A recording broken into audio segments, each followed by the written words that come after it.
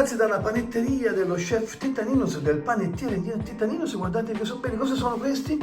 Sono i mufoletti, i panini che si fanno in Sicilia.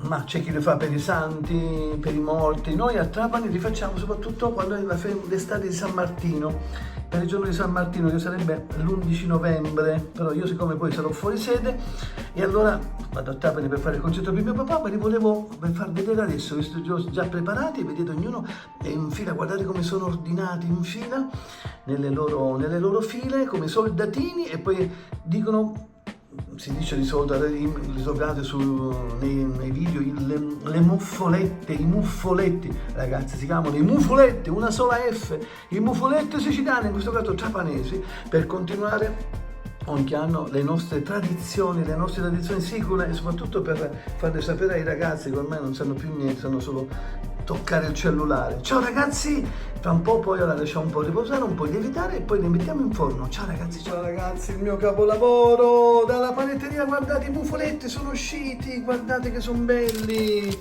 croccanti, vedete, però morbidi, perché questi non devono essere tanto crostosi neri, ma devono essere soffici per poi mettere sotto la mortadella. Guardate che sono belli ragazzi, guardate che sono belli, dorati al punto giusto, ma non tanto croccanti. Guardateli ragazzi, e viva un mufoletto siciliano nel tramandare le tradizioni, nel rispetto delle nostre tradizioni siculo-trapanesi. Ciao ragazzi, salutate i mufoletti, viva un mufoletto! Il mufoletto farcito, mi sono messo una frittata, guardate che bello il mufolettino, guardate che bello, che carino, il mufolettino di Nino!